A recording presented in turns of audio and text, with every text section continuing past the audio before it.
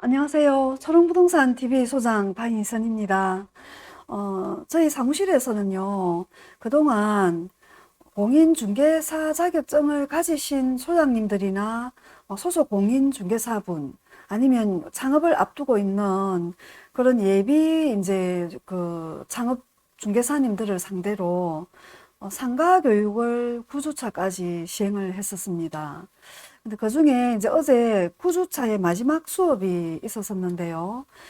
상가 중개를 하신다라고 하면, 물론 다 잘 알고 계시겠지만, 더러 이제 뭐 창업을 하거나 이런 분들이, 부가세 부분은 이거는 사고가 나면 크게 날 수 있잖아요. 다른 뭐 소소한 거야 좀 뭐 챙기면 챙길 수 있지만, 어제 수업을 했던 내용 중에서, 부가세 관련, 그 중에 아주 일부분입니다. 이게 정말 많은 내용의 수업을 했었는데, 수업이 너무너무 좋았거든요. 너무 좋았습니다. 9주 동안 전부. 근데 그 중에 이제, 어제 수업했던 가장 최근의 수업 중에, 상가 매매를 하면 건물분에 대해서는, 상가 건물분에 대해서는 토지나 주택에 해당되는 부분은 제외를 하고, 건물 부분에 대해서는 그 이제 시가를, 기준 시가를 구해야 되죠. 그 구해가지고, 그거에 대해서 내가 손해를 보고 팔던, 이익을 보고 팔던, 반드시 이제 부가세라는 게 발생이 됩니다. 이걸 이제 납부를 해야 되는데, 요 부분을, 우리가 뭐 매도가 먼저 납부하고, 그러니까 매수한테 받아서 매도가 납부하고, 그 다음에 다시 매수가, 이제 그 국세청으로부터 그 도로 돈을 이제 환급을 받고, 이런 그게 원래 원칙이지만, 그게 많이 번거롭잖아요. 그러다 보니까 그냥 포괄로, 이렇게 그냥 양수도 한글로, 이렇게 이제 처리를 많이 하는데, 그렇게 하면 크게 많이 이제 신경을 안 써도 돼서 오히려 편하다라고 생각을 하시는데, 수업 내용을 들으면서 정리를 이제 쭉 했죠. 제가 이게 부경대학교의 세무관리학과 그 석사 과정을 2년을 하면서 그 중에 한 학기 수업에는 법인세랑 이 부가세 과정의 수업이 있었습니다. 있었는데 막 이론이라든지 뭐 그 내용에 이렇게 방대한 내용 안에서 정리를 하다 보니까 막상 거기서 배운 걸 이렇게 중개를 하는 실무에 적용하는 게 쉽지가 않더라고요. 그래서 늘 헷갈렸습니다. 이게 저도. 근데 정말로 일목요연하게 얼마나 정리를 잘해 주시는지 너무너무 좋았거든요. 어제 수업이. 그 중에서 이제 일부분만 한번 정리를 해보자고 하면, 포괄 양수도를 우리가 한다 하는 경우에는 원래는 그 부가세 금액만 딱 포괄 양수도를 뭘 하는 게 아니라 그 매도자의 그 모든 사업 자체를 포괄해서 다 양수도를 하는 거예요. 그래서 실제로는 굉장히 조심을 해야 되는 부분입니다. 매도 측이 예를 들어 뭐 파산 직전에 있다든지, 그래서 뭐 국세부터 시작해서 체납된 게 너무나 많고, 한마디로 골머리가 아픈 그런 지경의 사업을 정리하면서 넘기는데, 그걸 포괄 양수도로 그냥 정리했다. 그러면 그 모든 부채가 한꺼번에 다 넘어갈 수도 있습니다. 실제로는. 그 사업 자체를 다 넘기는 게 포괄 양수도이기 때문에. 그러면 우리가 체인이나 뭐 이런 뭐 여러 개의 점포를 갖고 계신 분들이, 그러면 그 사업을 포괄 양수도 한다. 그러면 아까 사업을 다 넘기는 게 포괄 양수도라고 했는데, 그거 다 넘어가야 되나요? 그런 부분도 질문을 많이 주시고, 그런 질문 받은 것들 위주로 어제 정말로 그 강사님이 정리를 해주셨는데, 다만 이 건물이라든지 이런 걸 갖고 계신 분들은 각각의 건물 하나하나마다 그 임대 사업자를 별도로 다 갖고 계신 거죠. 사업자 번호가 별도로 있는 거죠. 그래서 그 사업자 번호만 넘겨주는 걸로 정리를 이제 일단은 할 수 있기 때문에, 우리가 건물 한 채를 산다 그러면 그 건물에 이제 포괄 양수도를 우리가 시도를 하죠. 시도를 하지만 절대 포괄 양수도가 안 되는 케이스가 또 이제 있는 거예요. 뭐 그거를 아무 생각 없이 그냥 계약서에 부가세는 뭐 포괄 양수도 하기로 한다, 이러고 그냥 손 탁탁 틀어버리면 나중에 이제 중개사고가 나는 거예요. 막상 포괄 양수도 하기로 하고, 그 포괄 양수도가 안 될 경우에 부가세를 매도가 부담할지, 매수가 부담할지, 그걸 정해놓지도 않고 그냥 끝내버린 거죠. 예를 들어 건물을 50억짜리를 팝니다. 그 중에 토지가 뭐 한 40억 된다 치고 10억이 이제 그 건물에 해당되는 부분인데 10억에 그러면 10% 부가세만 해도 1억이 되잖아요. 그게 당연히 포괄 양수도 된다. 이렇게 생각하고 그냥 50억에 그대로 거래를 한 거죠. 그렇게 정리가 포괄 양수도로 끝나면 50억으로 아주 그냥 나이스하게 계약이 마무리가 되는데, 국세청에 들어갔더니 제가 표에 적어 놓은 뭐 요런 몇 개의 사례들에 해당이 되어서, 이건 포괄 양수도가 안 됩니다. 별도로 처리하세요 하고, 도로 백돼서 돌아왔을 때, 그럴 때, 매수는 당연히, 매매가에 포함되어 있는데 무슨 내보고 부가세를 내라 하느냐. 이렇게 우기실 거고, 매도 측은 무슨 소리 하느냐. 나는 이거 그냥 건물 파는 가격이지. 부가세는 뭐 이거하고 상관이 없다. 알아서 하세요. 내세요. 뭐 이렇게 줘야 내가 받아가 그거를 낼 거 아니에요. 매수한테 받아서 납부하게 돼 있는데 부가세 따로 주세요. 이럴 수 있잖아요. 그럼 그럴 경우에는 어떻게 정리해야 됩니까? 금액이 1억이에요. 예를 들어서. 대형 중개사고죠. 뭐 중개 보수가 1억이나 됩니까? 그거 안 된다는 거죠.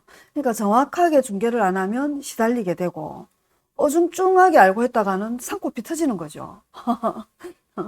그럴 때 대표적으로 이제 포괄 양수도가 안 되는 업종이 부가세가 발생되는 거는 누구를 기준으로 먼저 생각을 해야 되느냐 하면 반드시 매도인 기준입니다. 부가세 발생 여부는. 매도가 일반 사업자다. 당연히 이건 부가세가 있겠죠. 간이사업자도 과세 그 대상이기 때문에 간이사업자도 부가세가 발생이 됩니다. 되는데 이제 그걸 금액이나 뭐 이런 그거를 또 뭐 4,800을 기준으로 이상이나 이하냐를 또 나눠야 되고 이하인 경우에는 별도로 못 받게 되어 있는 거지 1년에 한 번 또 납부는 하게 돼 있죠. 일반 과세자는 1년에 2번을 납부를 할 테고요. 이런 매도인 기준으로 부가세 발생 대상이다. 이러면 이제 부가세가 나오는데 그렇게 나온 거를 포괄 양수도를 못하는 경우, 매도인이 임대를 주고 있었어요. 건물주가 임대를 주고 있었습니다.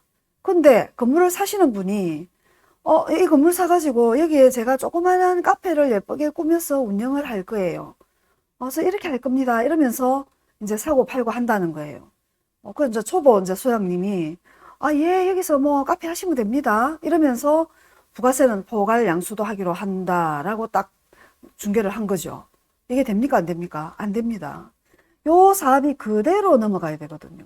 이분은 임대사업만 했잖아요. 자기가 직접 운영을 한 게 아니고 조건이 똑같지가 않죠. 그럴 경우에는 포괄 양수도가 안 됩니다. 이렇게 안 됩니다.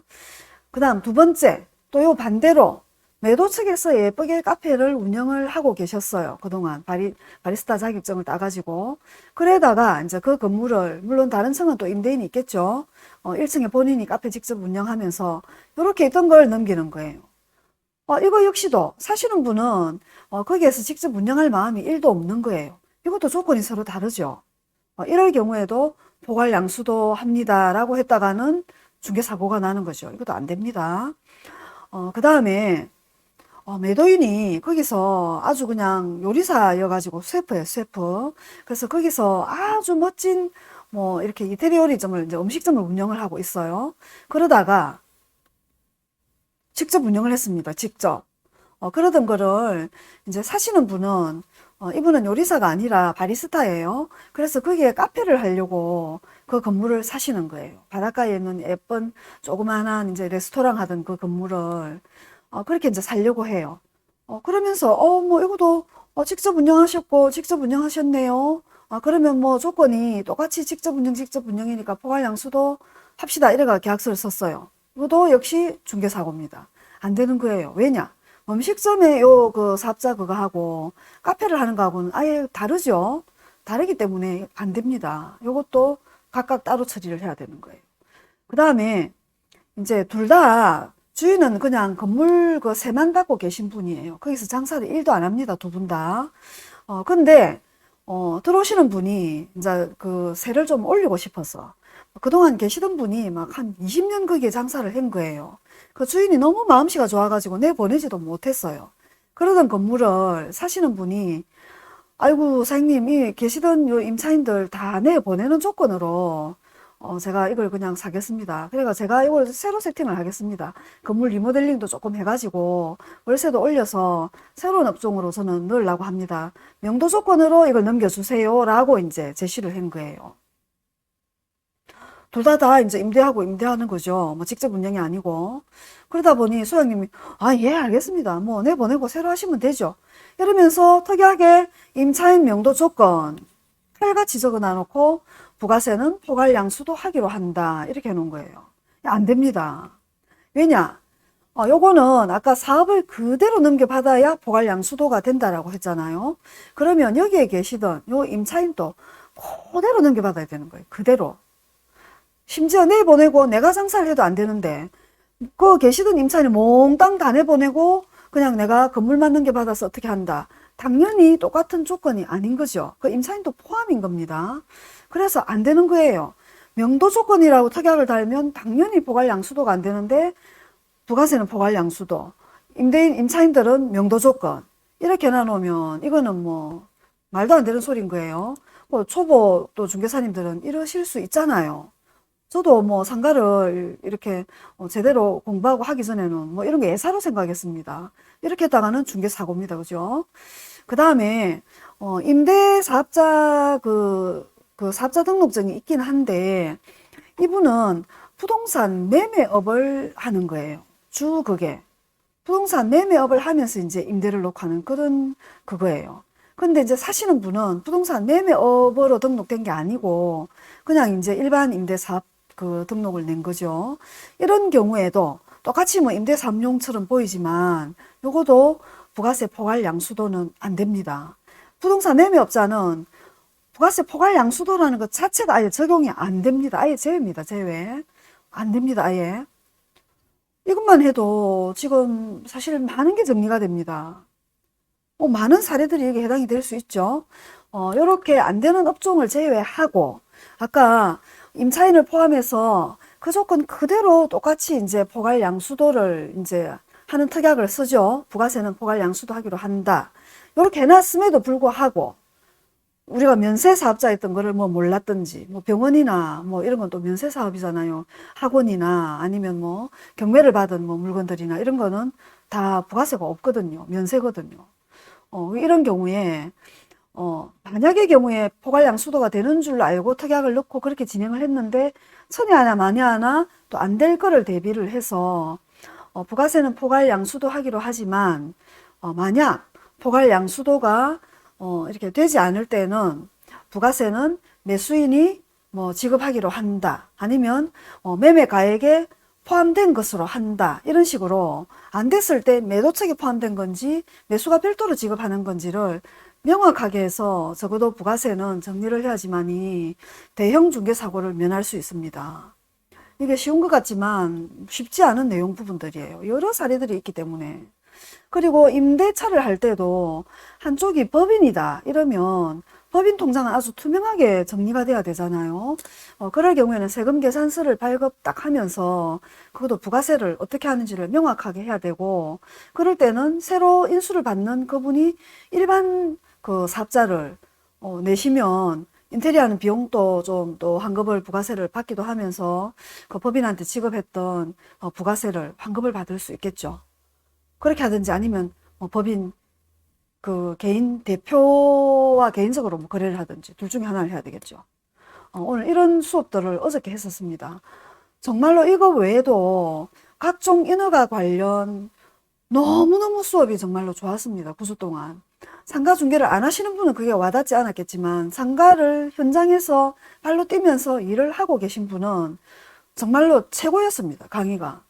현장에 실제 일을 오랫동안 하시고 지금도 현장에 계시고 지금도 중개를 하시는 그 대표님이 정리를 해서 해준 강의였기 때문에 이론만 수업을 하는 그런 강의와는 차원이 달랐습니다.